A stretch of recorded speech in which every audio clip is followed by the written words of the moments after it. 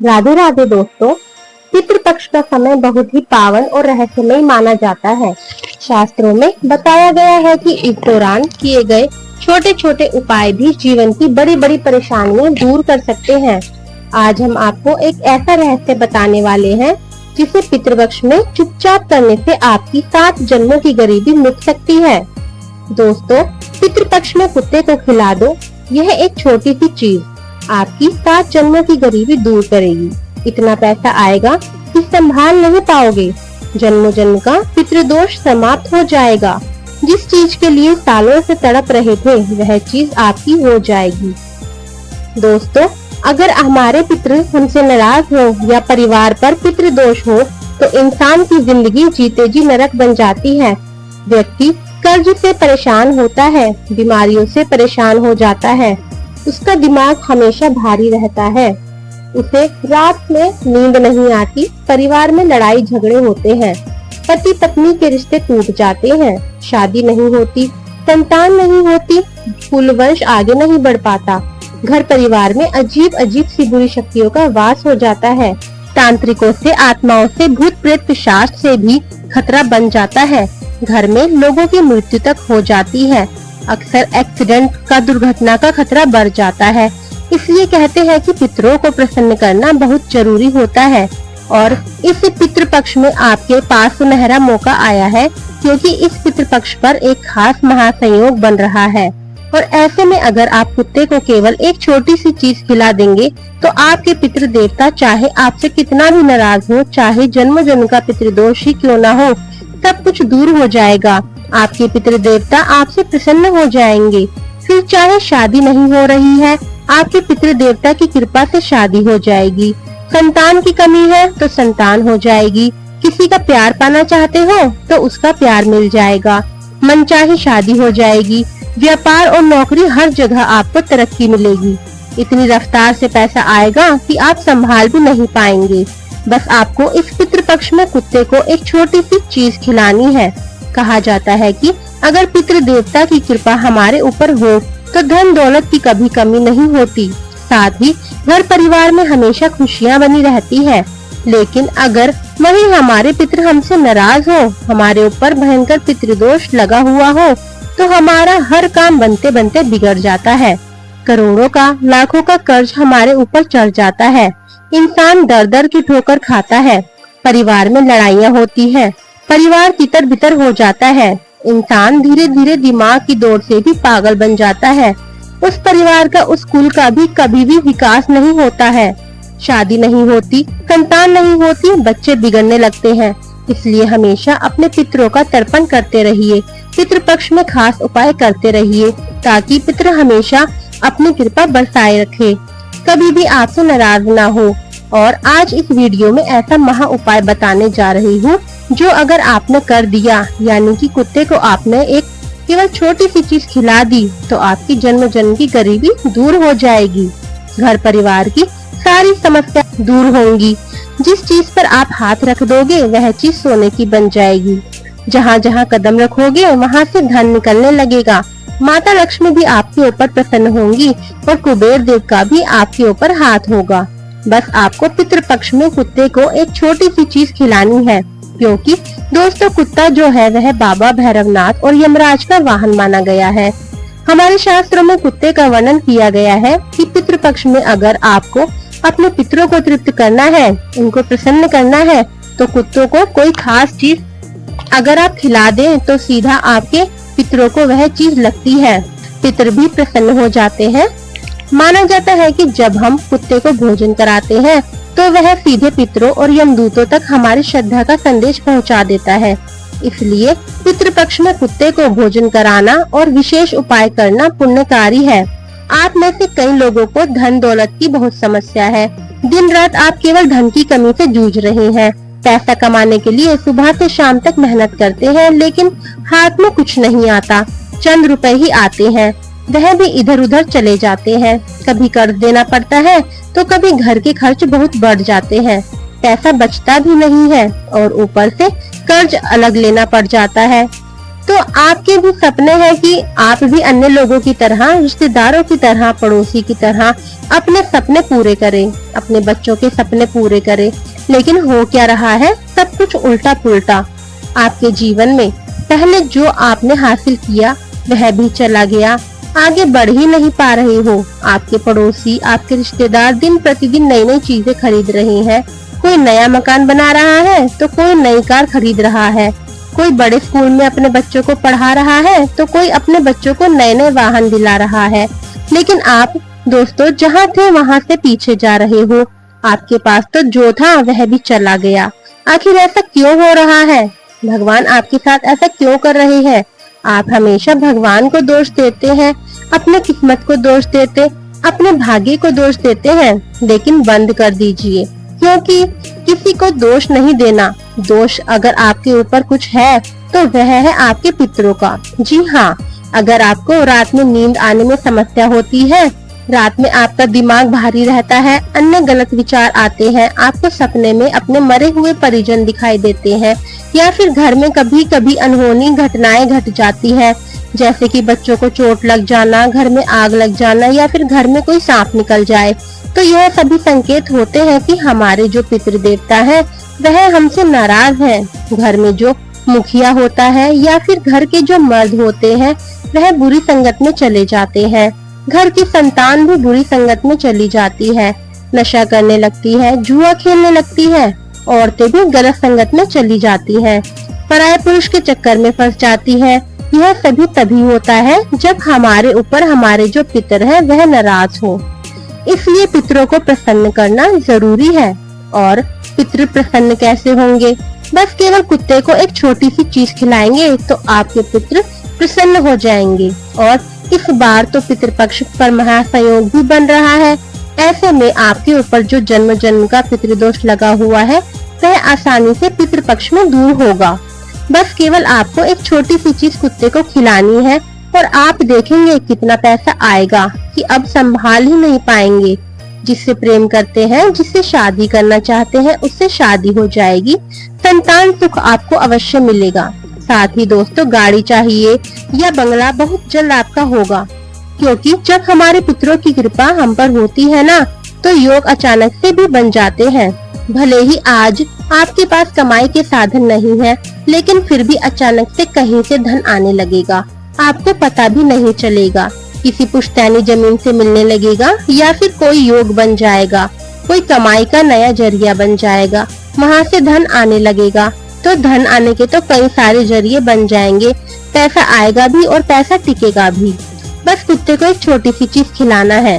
तो आइए, लेकिन उससे पहले आज की इस महत्वपूर्ण वीडियो को लाइक कर दीजिए। बहुत मेहनत से आज यह वीडियो बनाई गई है, तो कृपया करके आज इस वीडियो को लाइक कर दीजिए और कमेंट बॉक्स में सच्चे मन से, सच्ची श्रद्धा से जय पितृदेव अवश्य लिखिएगा।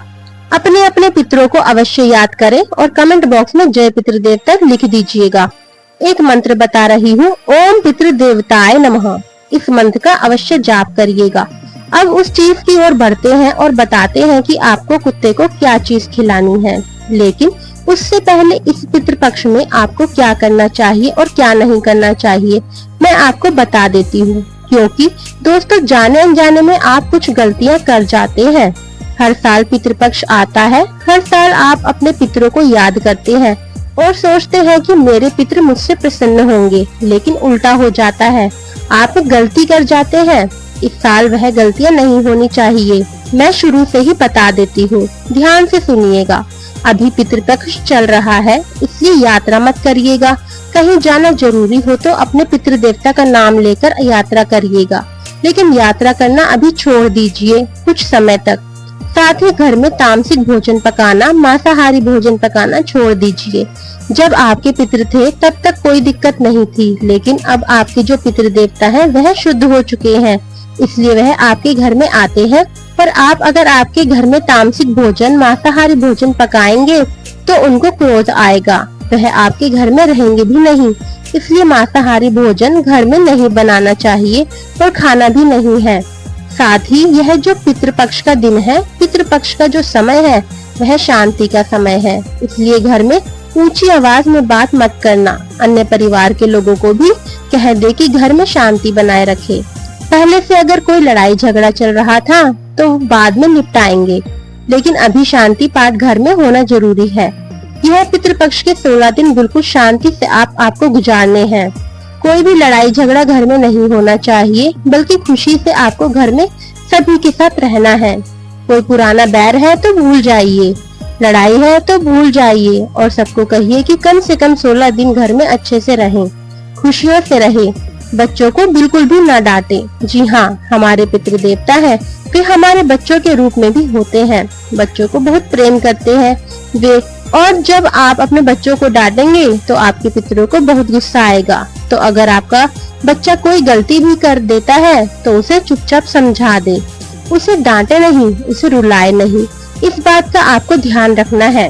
साथ ही गाली नहीं देना, अपशब्द बोलना, शराब पीना इन दिनों भूल से भी मत करना, वरना आपकी छोटी सी गलती दोस्तों आपके पूरे परिवार पर भारी पड़ेगी।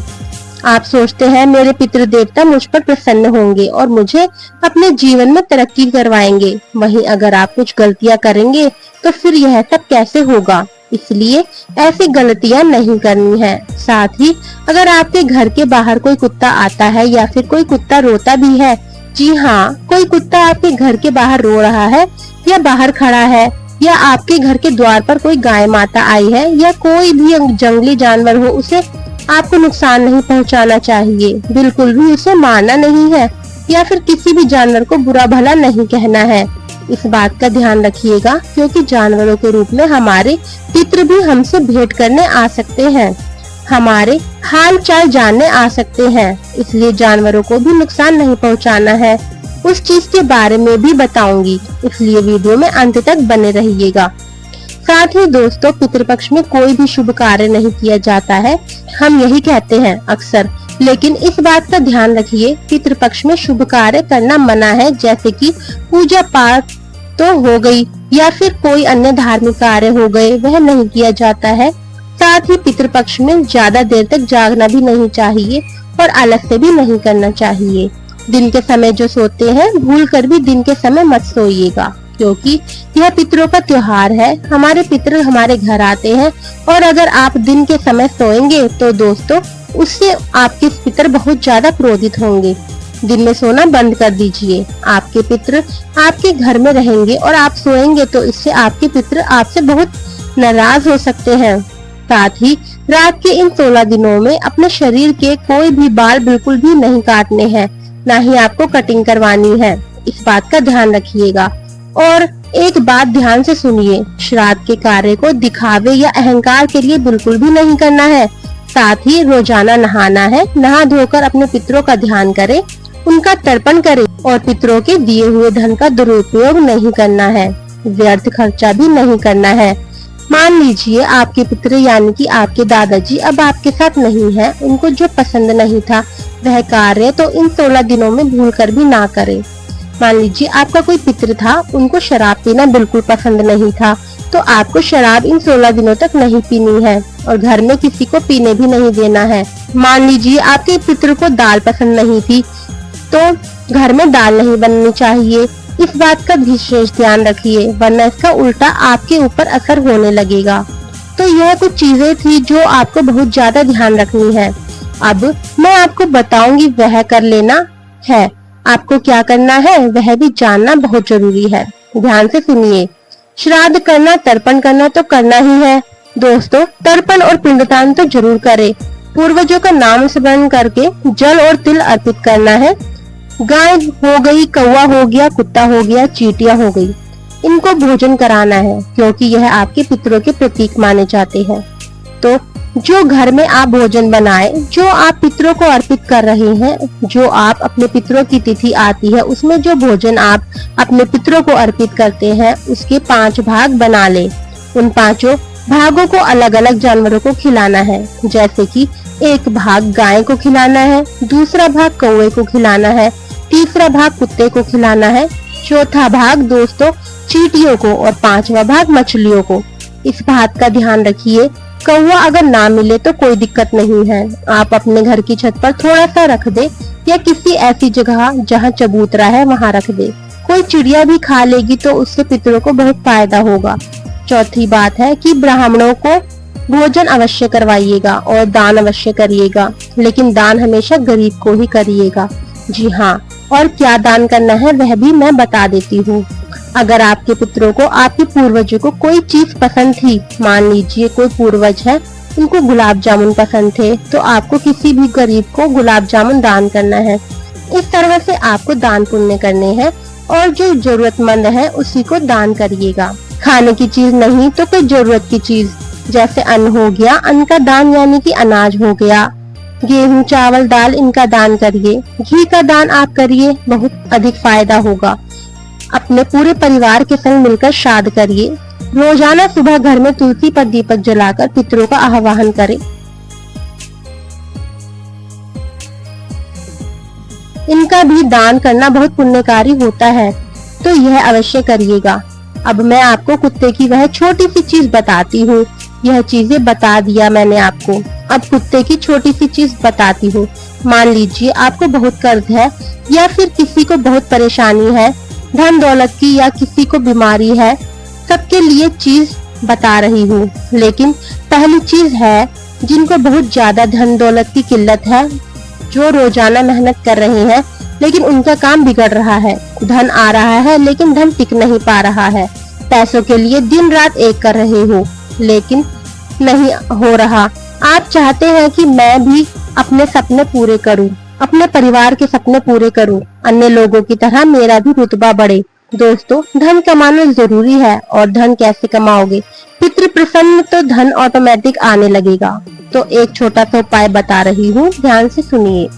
आपको इस पितृपक्ष में आप चाहे तो रोजाना यह उपाय कर सकते हैं, या फिर कम से कम 16 में से 4 से 5 दिन तो आप यह उपाय अवश्य करिएगा। और जब पितरों की तिथि हो तो उस समय भी आप जरूर करिएगा ये उपाय। क्या करना है? कम से कम 4 से 5 रोटियां बनवा लीजिए। 4 से 5 रोटी बना ले, एक प्याला ले ले अच्छा बड़ा, या फिर एक बड़ी थाली ले ले, उसमें दूध डाल दे। उस दूध में रोटी का चूरा करके अच्छे से मिक्स कर ले, और फिर वह पूरी की पूरी थाली कुत्तों को दे दे खाने के लिए। जी हाँ, कुत्तों को खाने के लिए दे दीजिए, और मन में केवल पितरों का ध्यान करें और ऐसा सोचिए कि मेरे पितर मुझ पर प्रसन्न हैं और बहुत जल्द ही मेरे जीवन में बहुत ज्यादा धन आने वाला है। बस केवल यह सोचकर कुत्तों को दूध रोटी खिला देनी है।